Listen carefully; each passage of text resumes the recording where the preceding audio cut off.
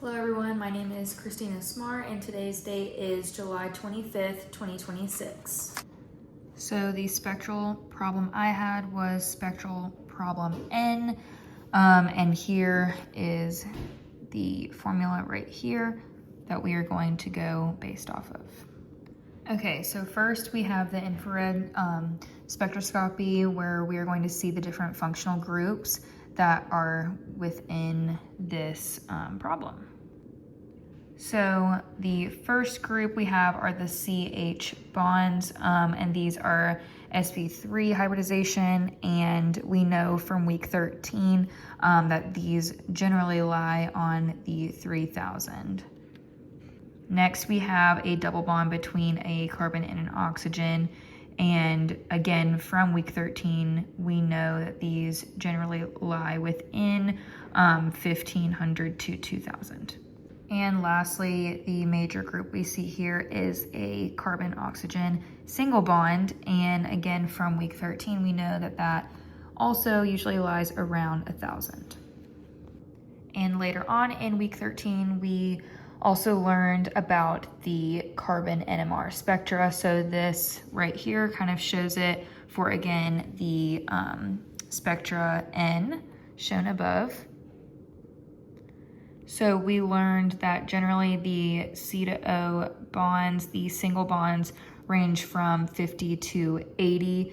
And so right there, carbon 3, I have that labeled as the C to O single bond. And then for the carbon to oxygen double bond, those generally lie around 190 to 210. So I labeled carbon 2 over here on the left side of the graph, because we know that sp2 carbons lie on the left side from 100 to 200, and then sp3 lie from 100 to 0 or upfield.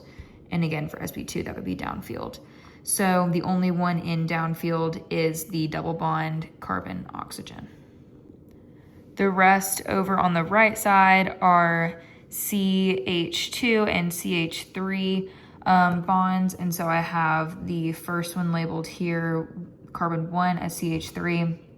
Again, 2 is over here, C double bonded to oxygen. And then the third one over on the right side again, carbon single bonded to oxygen. And then we have 4 and 5 are both CH2, and finally the sixth carbon is CH3.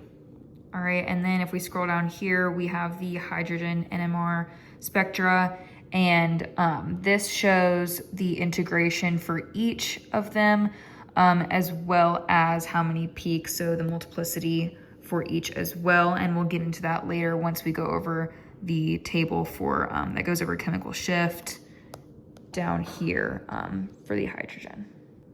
And based off of this, we can fill out this frequency table for the infrared spectroscopy. So we've got at frequency 3000, we have the CH at sp3 hybridization functional group. At 1550, we have the C double bonded to the O right there. And then lastly, we have at 1150 frequency, the functional group C single bonded to oxygen.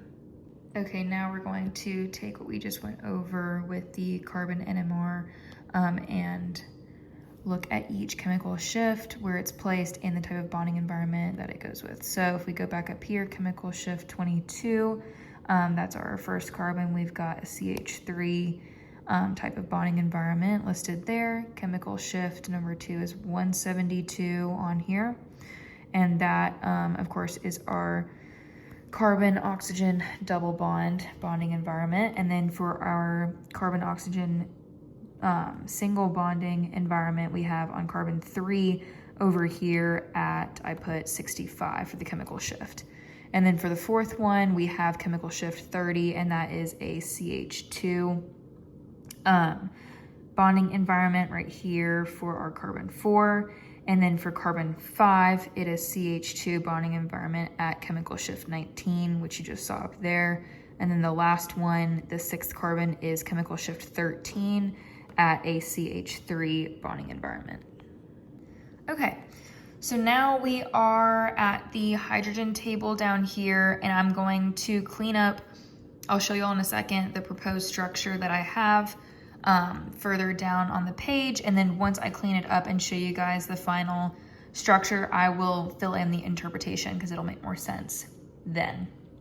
So for the chemical shift, we'll go back up to the graph up here at 4.2 chemical shift. It shows us already the integrations, which is great because it helps us to make our structure. So at 4.2, it is 2 integration, and it already shows us right here, if you count 1, 2, 3, that is 3 peaks. So the 3 peaks makes the multiplicity a triplet. So for the second one, we have chemical shift 2.05. Same thing, it tells us our integration is 3H right here. And again, that's pretty easy to count, that's 1 peak. Going back down here, our third one, 1.6, integration 2H, and that's going to be a quintet because it has 5 peaks right there. And the one right next to it at 1.4 chemical shift integration is again 2H. We have multiplicity sextet because there are 6 peaks on that one right next to the 5 peaks. And our last one furthest to the right is chemical shift 0.8, integration 3H, and multiplicity is triplet. And again, that's because there are 3 peaks there. Okay, so like I was saying, I am gonna clean this up, but just for explanation purposes, I'm gonna keep it like this. And then at the end, I will make it look nicer with the interpretation filled out on the table as well, so that everything comes together. But like I was saying, so for that first one, the chemical shift is 4.2, integration is 2H, but the multiplicity is triplet.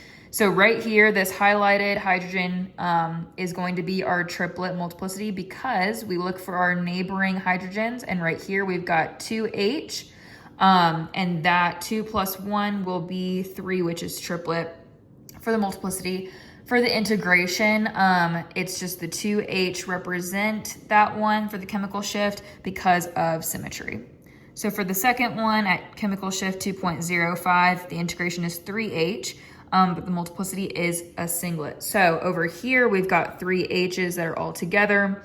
Again, you look at the neighboring for some, for some hydrogens, and there are none connected to this oxygen. So 0 plus 1 would be 1, which is singlet for that multiplicity.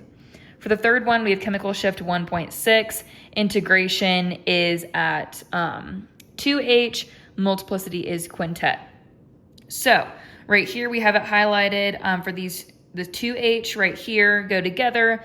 And for the quintet, you look at neighboring. So we've got 1, 2, 3, 4 neighboring hydrogens for these two. And 4 plus 1 is 5, which is the quintet. All right, for the fourth one, we have chemical shift 1.4, integration 2H, multiplicity sextet. So now we look over here at these 2 hydrogens for the integration 2H. And to get the sextet, we look at the neighboring hydrogens again. So we have 1, 2, 3, 4, 5. 5 plus 1 is 6 for the sextet. All right, and the last one, we have chemical shift 0.8, integration 3H, multiplicity triplet. So we come over here, we've got the 3H for the integration. We look at neighboring hydrogens. And we've got 2 hydrogens here, 2 plus 1 is 3 for the triplet. Okay, now I've cleaned it up a little bit and color-coded the hydrogens for the different integrations so that you can see, for example, like for the singlet, we have 3H integration, they're all highlighted blue, so you can see that they go together to create the singlet. And then again, for an example, for the singlet interpretation, I show basically the group that is a part of the multiplicity that kind of makes up the multiplicity. So for the singlet, it was the CH3 connected to the CO bond. So that's kind of like, I don't need to show anything past that because knowing that it is only connected to an oxygen and there's no neighboring hydrogens, you know that it's 0 hydrogens, 0 plus 1 for the multiplicity to be 1 for singlet. Okay, and then for the molecular formula, it is shown up here, but we have 6 carbons, 12 hydrogens, and 2 oxygens to make the unsaturated degree 1 degree because we have one pi bond or one double bond shown in the proposed structure.